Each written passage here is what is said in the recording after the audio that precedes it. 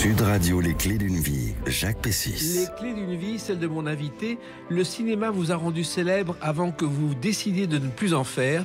Vous avez tourné la page afin d'en écrire beaucoup d'autres pour la télévision ou la littérature, où vous méritez plus que jamais d'avoir voix au chapitre. Bonjour Julie Jézéquel. Bonjour Jacques. Alors, on va évoquer votre nouveau livre Daronne et compagnie chez Robert Laffont dans quelques instants, car vous êtes romancière, scénariste et vous avez été comédienne au départ. Et justement, les clés d'une vie évoquent des dates clés. Et la première, naturellement, c'est le 28 mars 1979, sortie de ce film. Un film que tout le monde a vu. Je crois que les séquences, les extraits sont un record sur Internet de flics ou voyous. C'est vrai. On en voit partout. Bah écoutez, en tout cas, c'est certainement le film dont on parle le plus. Exactement. Parce que ce sont vos débuts au cinéma avec Jean-Paul Belmondo. Tout à fait. Je faisais sa fille, Charlotte. Exactement. Vous avez 14 ans et vous arrivez, vous êtes enfui d'un pensionnat et vous débarquez dans la vie de votre père qui a quelques soucis à régler. Exactement, c'est très drôle. Je débarque dans sa vie habillé avec un uniforme de pensionnat anglais, un petit chapeau melon, une petite jupe, et je viens vraiment l'embêter. Voilà. Et d'ailleurs, il y a un film que vous voyez dans ce film, Le Terminus des prétentieux, et c'était le premier titre des Tontons Flingueurs. Je ne sais pas si vous le savez. Ah non, je ne savais pas. Voilà, c'était le titre initial choisi par Michel Audiard. Alors, c'est vraiment un beau souvenir. Comment c'est arrivé ça, Julie Jézéquel ? Alors, c'est arrivé parce que mon père réalisait et produisait des films d'entreprise où il faisait tourner à l'époque beaucoup de comédiens, des comédiens de la comédie française, toutes sortes de comédiens, dont un comédien qui était Michel Beaune. Michel Beaune, comédien grand ami de Belmondo. Complice du conservatoire. Voilà, exactement, et avec qui il était resté très ami. Et moi, je tournais comme mes deux frères dans les films de mon papa, quand il avait besoin d'enfants. Moi, je voulais absolument faire ce métier, mais j'avais 4 ans. Je savais que c'est ça ça me plaisait. J'adorais jouer avec mon père, contrairement à mes frères qui se faisaient un peu tirer l'oreille. Et un jour, Michel Beaune a su qu'on cherchait une fille pour un nouveau film avec Belmondo. Donc, il a envoyé sa fille, qui était plus âgée que moi, et puis il a parlé de moi. Et j'ai fait des essais. Et ça a marché comme ça. Et ça a marché comme ça. Je crois que l'un des premiers courts-métrages dans lesquels vous avez tourné s'appelait La Capricieuse. Oui, voilà. C'est un film pour lequel la société de production de mon père avait eu de l'argent pour produire, et puis l'année passait, il fallait absolument qu'il tourne le film, sinon il allait devoir rembourser, et il n'avait pas de comédien, et donc il a pris mon frère et moi, voilà. Et on a tourné ça. Votre père, quoi, Sylvain Jézéquel. Sidney Jézéquel, oui. Et effectivement, à l'époque, le film d'entreprise, c'était tout à fait nouveau. Tout à fait, oui, il en a fait énormément, et j'ai tourné dans plein. Exactement, mais ça c'est votre filmographie personnelle. Alors Belmondo, comment ça s'est passé ? Il vous a accueilli gentiment sur le film ? Il m'a accueilli extrêmement gentiment, et c'était un tournage de rêve pour moi.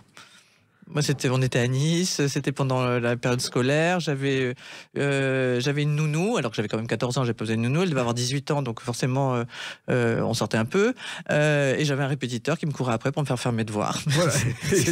J'avais de l'argent de poche, j'avais le room service, et j'étais avec des gens absolument adorables.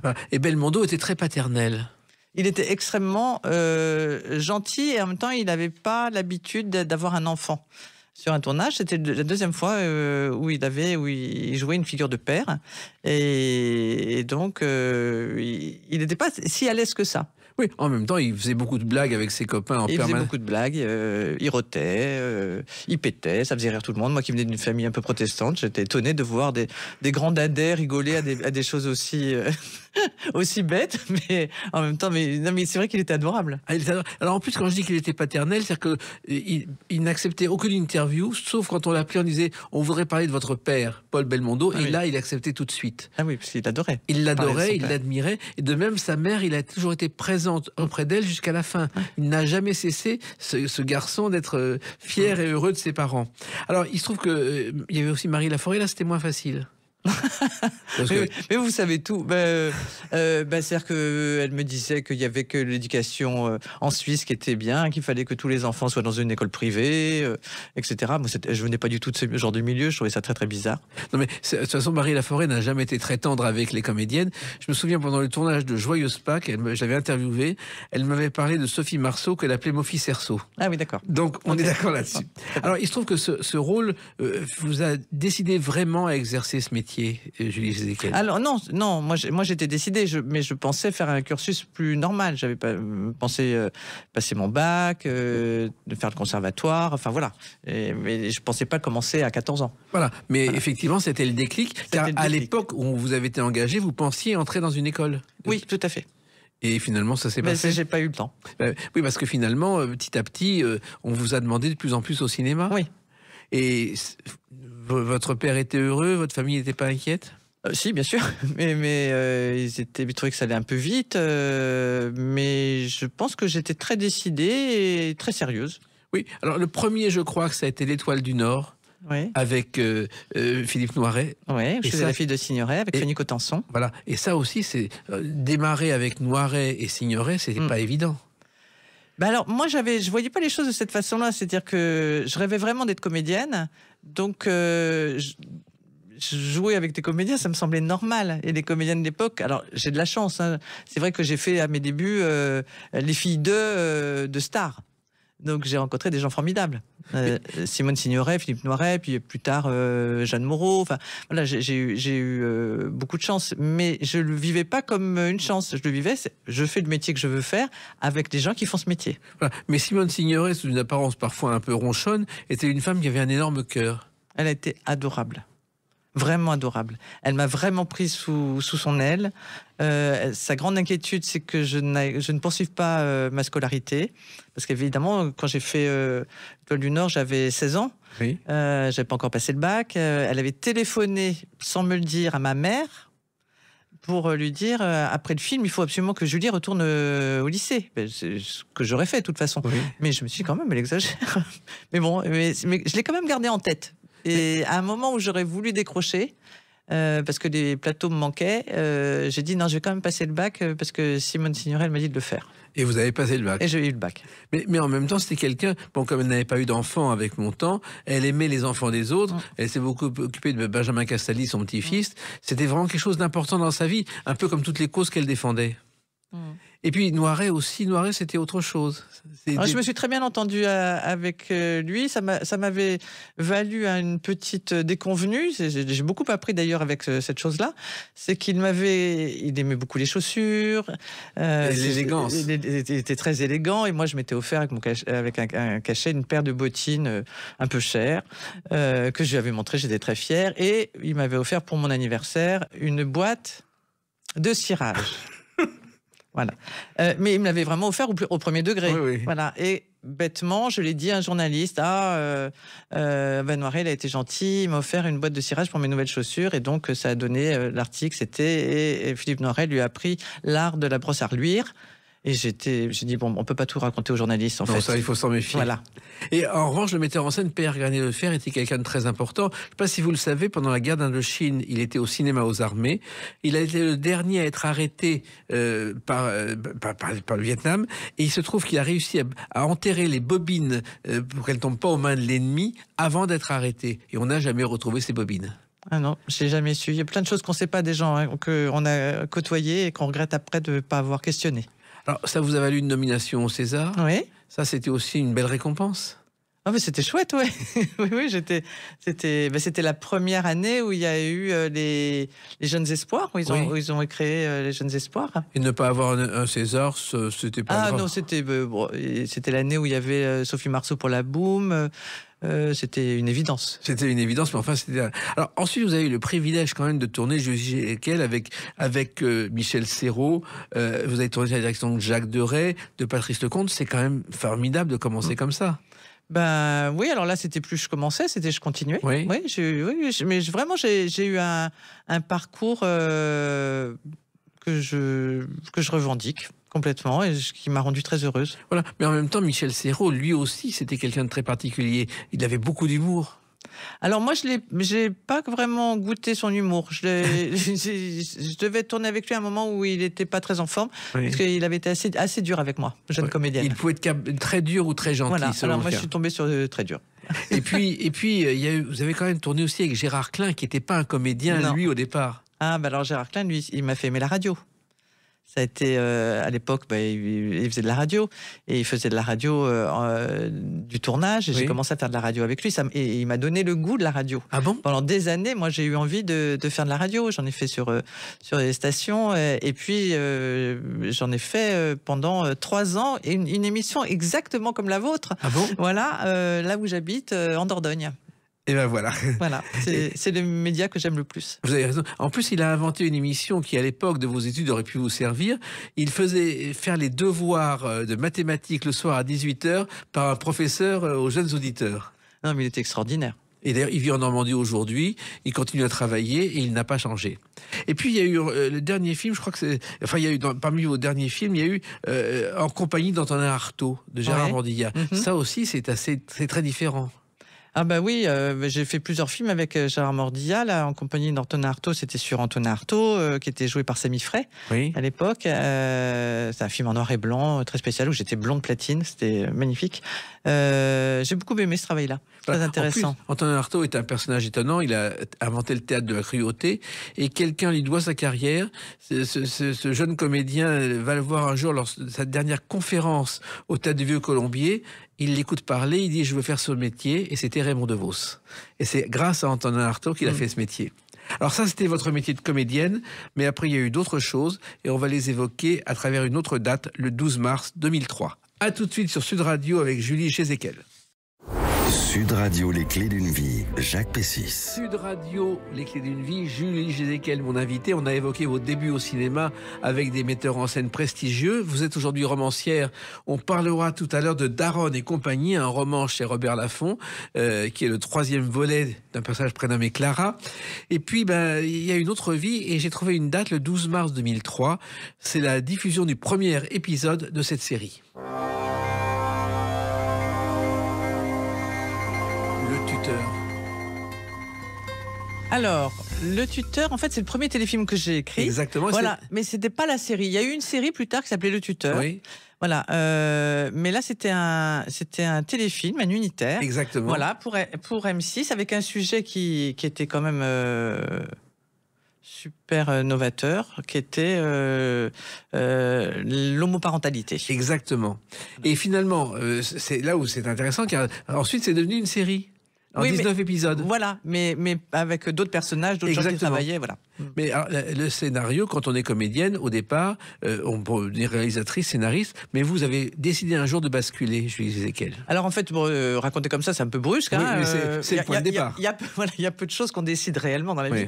En fait, j'avais envie d'écrire depuis très longtemps. Quand je me voyais jeune, quand je voyais mon avenir, il y avait toute une partie où je voulais être comédienne, mais je savais que je voulais aussi écrire. Et donc j'ai écrit des livres pour enfants et j'ai commencé à écrire des scénarios, mais j'avais pas compris qu'une comédienne qui écrit, en fait, à mon époque, c'était un peu mal vu. C'était forcément une comédienne qui n'était pas satisfaite des rôles qu'on lui proposait, donc qui écrivait ses propres rôles. C'était assez lourd. C'était difficile de faire lire mes scénarios à des producteurs parce qu'ils se disaient ah, ça y est, elle a encore une comédienne qui écrit. Voilà, c'était la phrase qui venait. Donc, et moi, j'écrivais pas du tout pour moi. En fait, j'écrivais pour écrire. Donc, un jour, j'ai dit je crois que j'ai fait le tour de ce métier. J'ai fait plein de trucs bien. Je veux me consacrer à l'écriture, donc je veux plus tourner. Et l'envie d'écrire, c'était né comment ? Je sais pas. Je pense que c'est comme l'envie de jouer. Je suis né avec ces deux choses très tôt dans ma vie. Oui, et en même temps, devenir comédienne et suivre les plateaux vous a appris presque instinctivement à écrire. À écrire des scénarios, oui. Ça c'est vrai. Oui, tout à fait. Parce qu'on voit ce qui se passe, on devine. Oui, puis j'en ai lu beaucoup. Exactement. Alors, Le Tuteur seconde version, c'est une série télévisée en 19 épisodes de 100 minutes, ce qui est plus si fréquent aujourd'hui. Oui, non, c'est vrai, ça n'existe pas. Et c'était né comment, ça ? Le Tuteur, c'est en fait un producteur qui avait lu des choses que j'avais écrites et qui me dit ce que tu as écrit, j'ai pas envie de le prendre, mais par contre, j'ai une idée et peut-être que tu peux l'écrire. Et il m'a donné l'idée du Tuteur. C'était Pierre Grimblat ? Non, c'était pas Pierre Grimblat. Parce que Pierre Grimblat a produit Le Tuteur. Oui, mais pas cette version-là, voilà. pas l'unitaire. Mais la seconde version. Oui. La seconde version, il l'a produite. Et la seconde version, c'était un tuteur à Marseille qui protégeait des gens vulnérables. Ça n'avait rien à voir. Oui, non, ça n'avait rien à voir. Mais là aussi, vous avez beaucoup travaillé là-dessus. Non, j'ai pas travaillé là-dessus. Ah, vous n'avez pas travaillé Non, là-dessus? tout à fait. Bon, alors, il se trouve ensuite que ce métier de scénariste, ça vous a amené petit à petit à écrire des tas de téléfilms. Oui. Et à chaque fois avec des sujets originaux et différents. Ben oui, parce qu'en fait, j'ai commencé en faisant non pas des séries, mais ce qu'on appelle des unitaires. Donc, à chaque fois, il fallait arriver avec un sujet fort. Je me suis pas spécialisée dans le polar, qui était pourtant à la mode. Donc, on a commencé à me demander pour ce qu'on appelait les sujets de société. Voilà. Donc, à chaque fois, c'était des sujets... effectivement, des sujets forts, l'homoparentalité, le transgenre. Chose que personne ne faisait à l'époque. Ça commençait, mais et puis aussi des comédies sociales, un peu ce qu'on appelait les comédies à l'anglaise. Alors là aussi, il faut une enquête, il faut trouver le sujet et puis il faut se documenter. Oui, mais c'est un côté de mon métier que j'aime beaucoup. C'est-à-dire que vous avez traité, encore une fois, l'homoparentalité ou les transgenres, tout le monde en parle aujourd'hui, mais à l'époque, personne n'en parlait, c'était même pas évident de le placer à la télévision. Non, c'est vrai que c'était pas évident, et je pense que comme les sujets étaient forts, ils interrogeaient, du coup, les décideurs ont accepté de prendre le risque. Alors là aussi, c'était des mois de travail, parce qu'un scénario, il y a 150 pages, mais il y en a 1000 en réalité. Oui, tout à fait. C'est pas dire. C'est beaucoup de versions différentes. On commence par soumettre un petit synopsis, puis les gens le lisent, et puis on avance petit à petit dans l'écriture, et puis il y a plusieurs versions, puis après on travaille avec le metteur en scène, avec les acteurs. Finalement, on a écrit Guerre et Paix, quoi. Voilà. Et il y a des sujets très forts. Bébé volé, par exemple, oui. C'est un sujet que personne n'avait traité. Vous étiez parti d'un fait authentique pendant le franquisme, où des bébés avaient été volés. Oui, le bébé a été volé pendant le franquisme à leur maman, des nourrissons, à qui on disait que leur bébé était mort à la naissance. Après le franquisme, ça a continué jusqu'en 1985 à peu près, jusqu'à ce qu'en Espagne, il y ait la loi sur l'adoption qui permette aux personnes ne pouvant pas avoir d'enfants d'adopter. Et c'est un scandale qui n'est pas encore réglé maintenant en Espagne. Quand j'ai appris cette histoire, je me suis dit, mais on est tellement proche des Espagnols. En France, il y a tellement d'Espagnols. Moi, j'étais élevé, il y en avait qui habitaient dans mon immeuble. Enfin bon, il y a forcément une femme française qui a été vendue à des gens, qui a un ancien bébé volé. Mais là aussi, il faut avoir le réflexe de trouver les choses. C'est presque un travail de journaliste au départ. Oui, mais je lis beaucoup. Je lis beaucoup de magazines. Bon, maintenant aussi sur Internet et tout ça. Je m'intéresse vraiment aux faits de société. Et en même temps, vous êtes intéressé à ces faits au moment où personne n'en parlait, qui aujourd'hui sont à la mode. Oui, c'est pas toujours bien d'être en avance. Il y a eu aussi, parce que vous avez quand même tourné de temps en temps, il y a 2 téléfilms qui s'appellent Les filles de calendrier, où vous avez tourné, vous êtes revenu à l'écran. Oui, parce que c'est les seules fois où j'ai tourné dans des films que j'ai écrits moi-même. Et voilà. Les filles du calendrier, en fait, c'était des filles qui voulaient aider des femmes qui avaient des problèmes dans un village et qui avaient fait un calendrier où elles posaient nus. C'est les premiers calendriers nus, en fait. Voilà. Ouais. Et là aussi, comment l'idée... Alors là, c'est une productrice qui m'a envoyé un petit fait divers qui s'était passé dans un village en Angleterre. Et c'est comme ça qu'on a écrit les premiers filles du calendrier. Ses copines, elles ont entre 20 et 80 ans. Elles décident de faire un calendrier nu pour récolter de l'argent pour aider une de leurs amies qui va être expulsée. Et retourner devant la caméra, ça vous a plu ? Ouais, là c'était chouette parce que c'était avec 5 autres comédiennes. J'avais pris soin d'être la seule qu'on ne voyait pas poser nue. Personne n'avait vu que dans mon rôle, j'étais la seule qu'on verrait pas nue. et j'étais contente de faire un film choral avec d'autres comédiennes.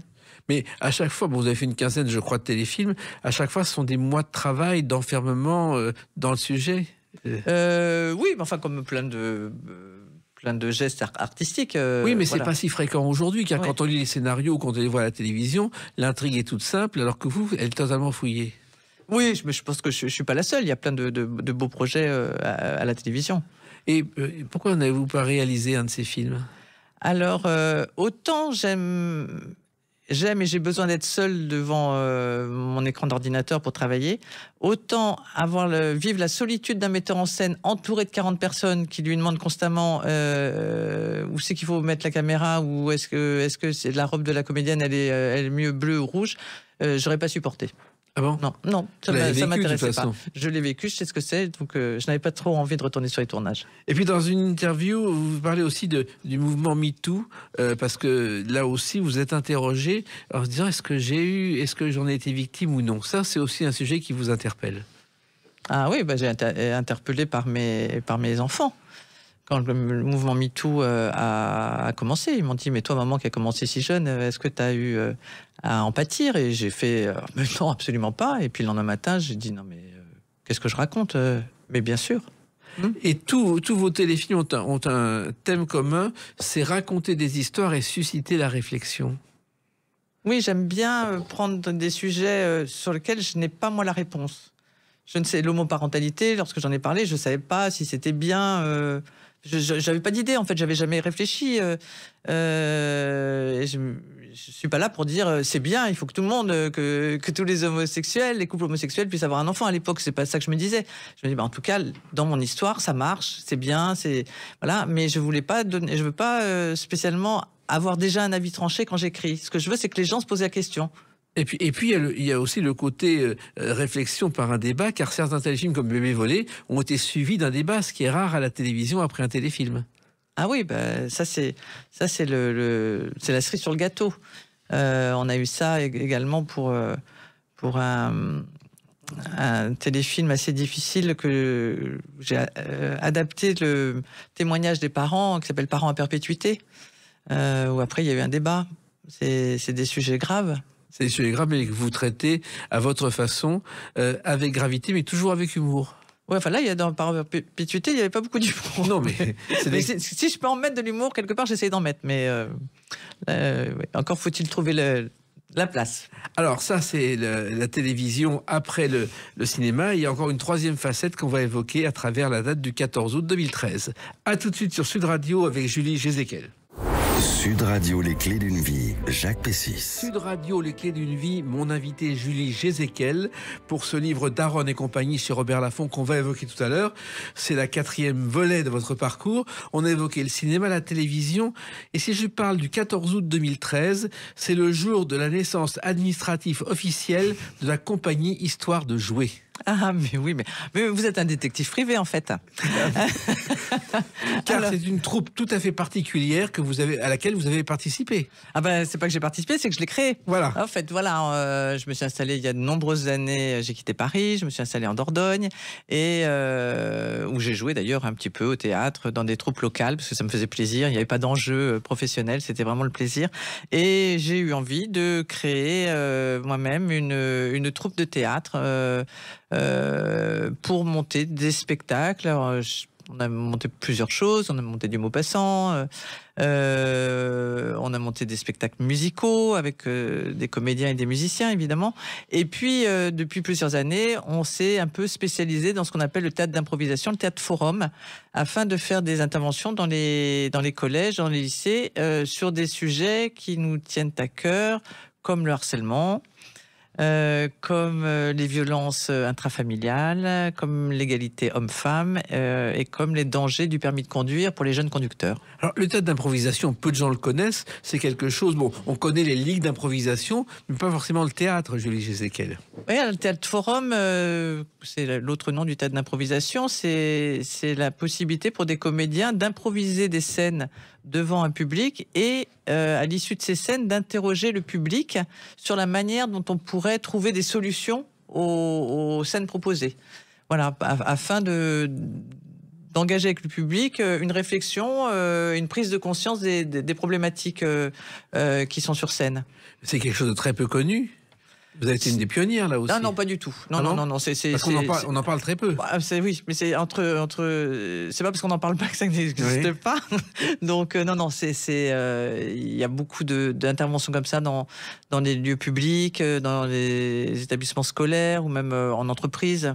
Et à chaque fois, on part d'un thème et on part d'improvisation autour de ce thème. Autour de ce thème, dans l'idée de trouver une réponse à un problème. Mais pour ça, il faut des comédiens capables d'improviser. Ah ouais, et ça c'est un vrai métier. Et moi je ne joue pas dedans. Je dirige cette troupe, mais je n'ai jamais fait de théâtre d'improvisation. Je ne sais pas si je serai bien. Et j'ai par contre des comédiens qui travaillent beaucoup, qui font beaucoup d'entraînement, parce que c'est vraiment de l'ordre de l'entraînement, c'est-à-dire des répétitions, pour être capable d'improviser après. C'est un travail tout à fait spécifique. C'est pas le travail du comédien qui va apprendre son texte, qui va rentrer dans son personnage. C'est s'entraîner, avoir la faculté d'improviser.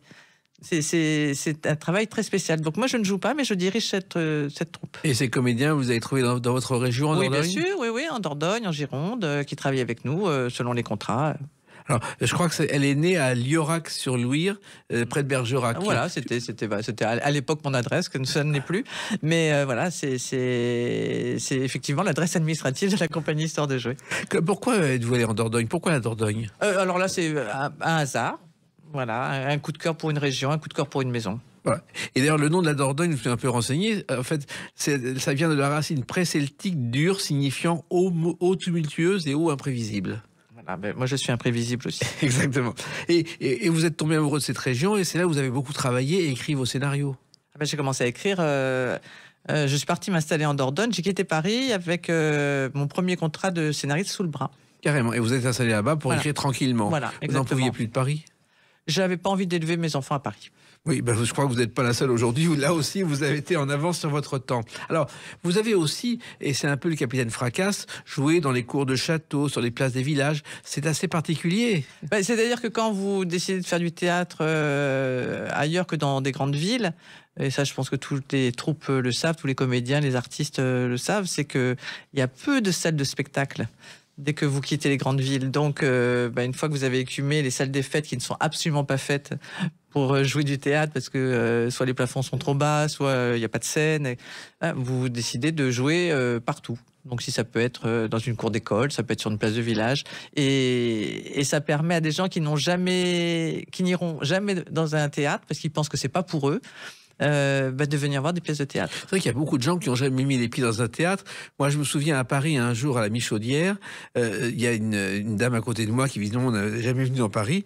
Et il y a une porte s'ouvre sur la scène, Virginie Lemoine sort, et la dame fait un geste, bonjour. C'est extraordinaire. C'est extraordinaire. Et alors, diriger une troupe comme ça veut dire quoi ? Partir d'une histoire, d'une trame ? C'est décider ce qu'on a envie de faire, pourquoi on est ensemble.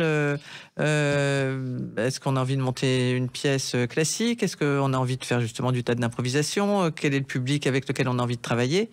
Et puis après, c'est trouver des contrats.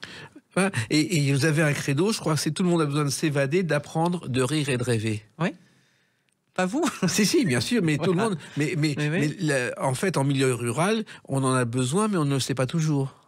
Ils sont pas plus bêtes qu'ailleurs. Hein, mais le milieu rural, c'est que il n'y a pas un théâtre à chaque coin de rue, donc les gens sont contents quand on s'approche d'eux. Et vous avez fait peu de théâtre, je crois qu'il y a eu deux spectacles, un sous la direction de Pierre Laville et un autre. Non, c'était une pièce de Pierre Laville. Et une autre sous la direction de Marcel Maréchal. Oui, tout à fait. Vous avez fait très peu de théâtre J'ai fait très peu de théâtre à Paris. Et pourquoi ? Parce que on ne proposait pas, en fait, tout bêtement. Mais ça vous manquait quand même ? Ça me manquait un peu, puisque quand j'ai quitté Paris et que j'ai décidé de plus être comédienne, j'ai fait du théâtre en Dordogne. Alors, votre théâtre aussi, ce sont des actions de prévention interactive.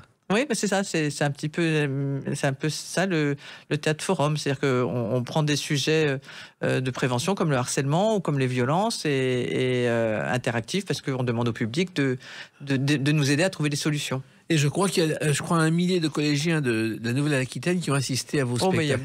Il y a beaucoup plus aujourd'hui. Ça fait 10 ans qu'on le fait, ça fait oui. Et ça les marque ?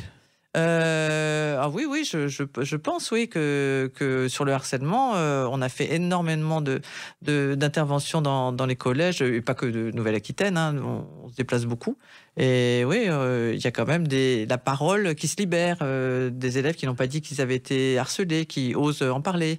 Je pense vraiment que ce soit notre troupe ou d'autres troupes qui interviennent, que c'est très important. Et votre troupe, il y a beaucoup de monde dedans ? On tourne avec plusieurs comédiens, 7-8. Oui, qui à l'année travaillent avec vous. Mais est-ce que tout ça n'est pas aussi, il n'y a pas une forme de transmission dans tout ce que vous faites ? Je pense que la transmission, je sais pas, à partir du moment où peut-être qu'on est parent, déjà, on est déjà dans la transmission. Oui. Quand on écrit, on a peut-être des choses à dire. Quand on joue, on fait vivre des personnages. Je pense que oui, mais je suis en tout cas pas plus dans la transmission que vous. Ah, nous sommes complémentaires. Et il y a aussi, vous êtes intervenu dans les prisons, je crois, Julie. Avec la compagnie Histoire de jouer, on fait aussi ce travail auprès des prisonniers, oui. Surtout pour les prisonniers condamnés pour des violences envers leur conjointe. Ce sont des moments très émouvants dans ces cas-là. C'est des moments qui sont durs, oui, qui sont durs, mais pareil, qui apporte une prise de conscience à des moments, à des condamnés qui ont besoin de voir comme en miroir ce qu'ils ont fait pour pouvoir prendre conscience de ce qu'ils ont fait. Et ils vous en parlent après le spectacle ? Ils en parlent, oui, mais ils en parlent durant toute l'intervention, oui. C'est quand même des moments très forts. Encore une fois, là aussi, vous faites œuvre de salubrité publique, ce que peu de gens font. Mais je pense qu'il y a d'autres gens qui font ça, mais il y a plein de gens, tous les travailleurs sociaux, vous savez, ils font ça toute la journée. Donc, en tout cas, on le fait. Et on trouve ça hyper intéressant et utile. Il y a une dizaine d'années, il y a eu un sondage. Qui aimeriez-vous voir comme star dans les prisons ? Les réponses étaient Johnny Hallyday et Raymond DeVos. Et ils sont allés dans les prisons faire des spectacles pour les détenus. Ouais, mais les détenus, c'est bien qu'il y ait des gens de l'extérieur qui viennent faire des spectacles. Alors, à chaque fois, même dans ces sujets très difficiles, il y a 2 traits de caractère qui restent. Julie Jézéquel, c'est l'humour et la bienveillance. Oui, je prends.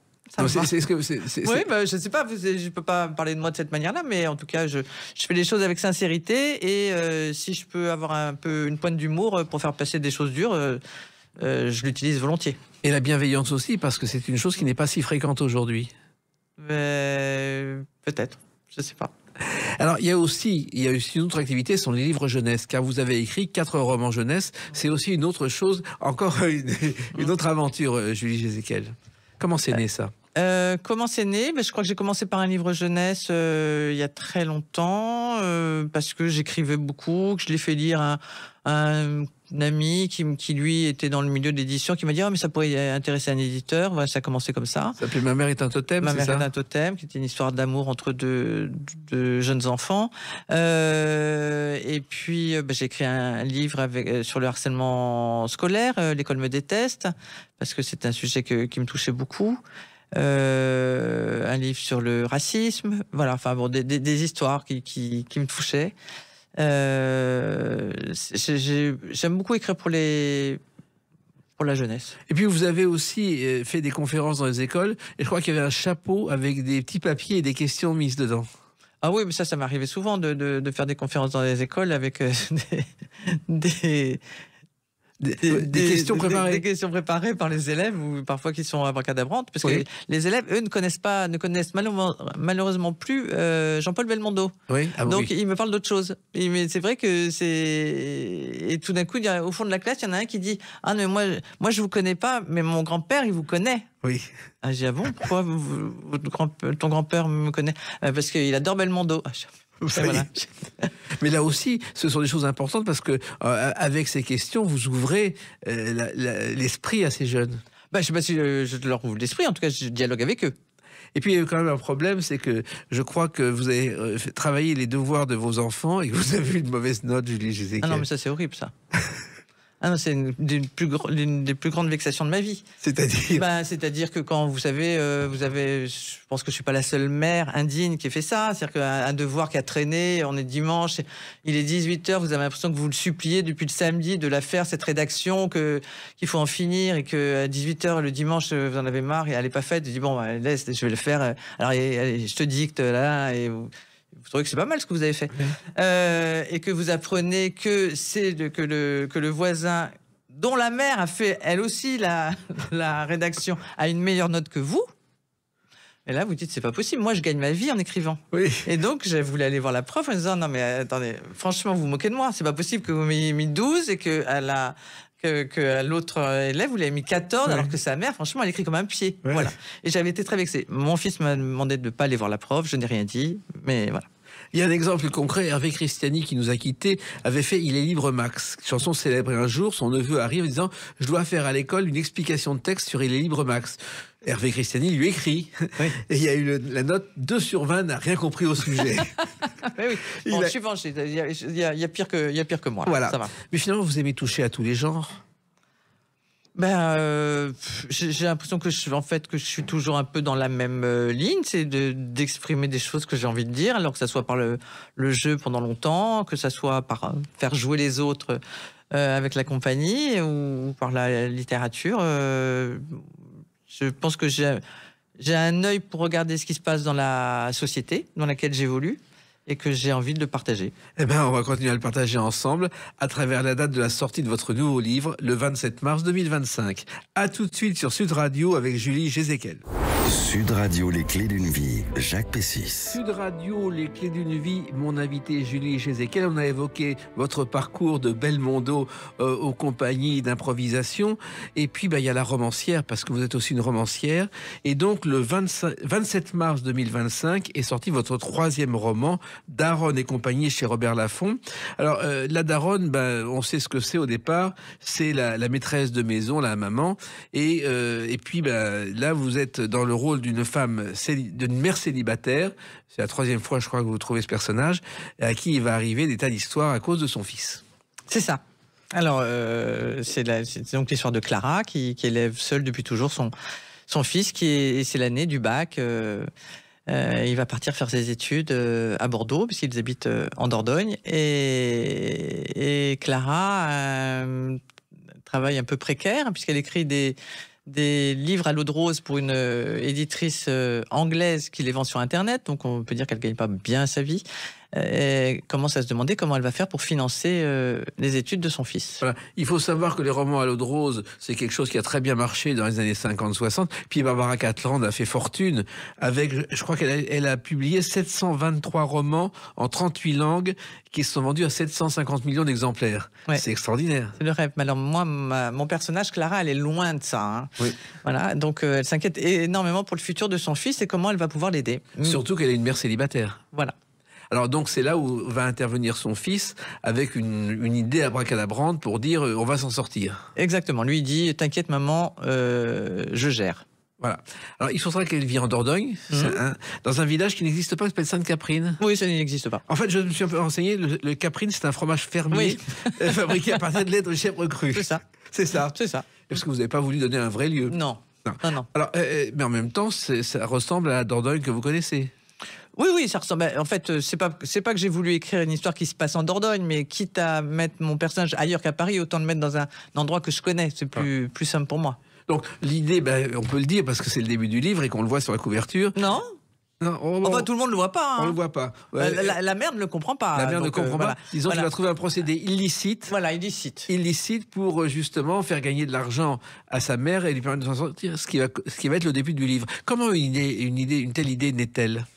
Comment une telle idée m'est-elle venue je voulais continuer à parler de cette héroïne que je suis depuis 2009.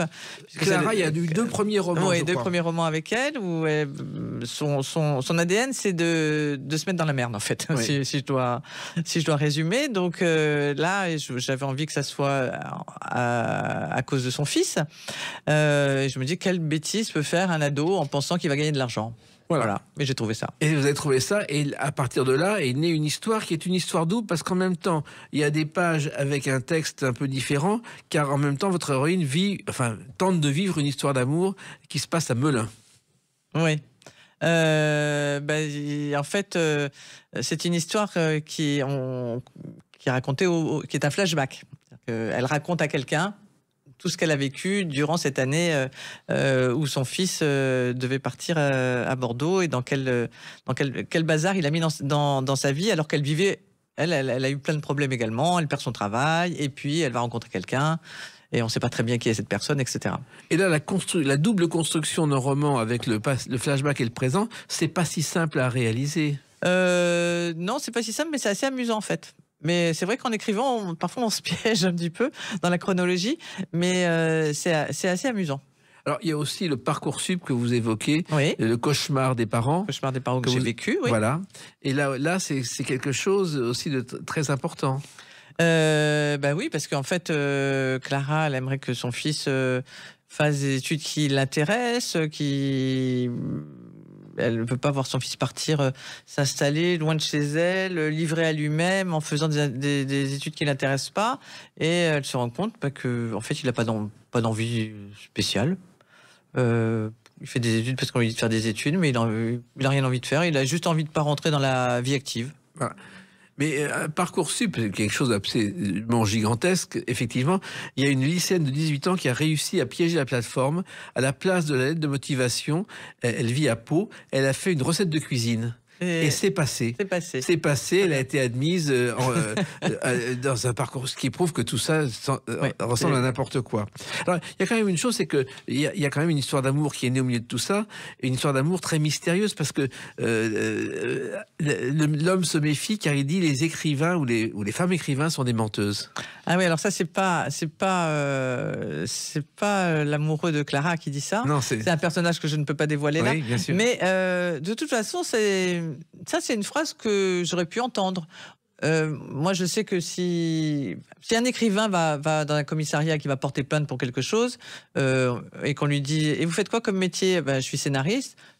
La police, elle vous regarde en disant « Ah oui, d'accord, scénariste, et vous me racontez qu'il s'est passé ça. » Et là, tout d'un coup, il y a une grosse suspicion sur le fait que vous êtes en train de raconter n'importe quoi. Les gens pensent que quand on écrit, on ment plus facilement que les autres. Ça vous est arrivé, ça? Oui, bien sûr. Ça me fait rire parce que je sais que c'est pas vrai. Mais oui, il y a une espèce. À partir du moment où je dis, si on me demande mon métier, si je peux éviter de dire que je suis scénariste ou romancière, j'évite. Et ça vous arrive souvent d'éviter? J'essaye de botter en touche. Voilà, j'invente pas un autre métier, vous voyez. Je suis pas assez menteuse pour ça. Alors, il se trouve qu'un scénario de télé, ce sont des milliers de pages avant de trouver la bonne solution. Est-ce que c'est la même chose pour un roman? Il y a toujours beaucoup de retravail quand même sur un manuscrit. Oui, c'est à peu près la même chose. Parce qu'il y a une liberté par rapport à un scénario de télévision où on n'a pas les mêmes contraintes. On n'a pas les mêmes contraintes, elles sont différentes. Il y a quand même... alors, on n'a pas des contraintes de durée, ni de décor, ni de personnage. Ni de budget. Voilà, oui. Ni de budget. Enfin, ça ne rentre pas en compte maintenant et ça doit être lu. Oui. Donc, il faut quand même qu'on arrive à trouver la langue qui entraîne les gens dans la lecture. Oui, et la langue française, car à travers ce livre, on comprend combien vous défendez la langue française. Je ne sais pas si je la défends, mais enfin, j'essaye de l'écrire aussi bien que je peux. Oui, non, mais c'est un combat que vous menez, que beaucoup d'autres mènent, parce que c'est plus toujours évident. Non, c'est pas un combat que je mène de manière militante, mais c'est vrai que j'aime lire des choses qui sont bien écrites.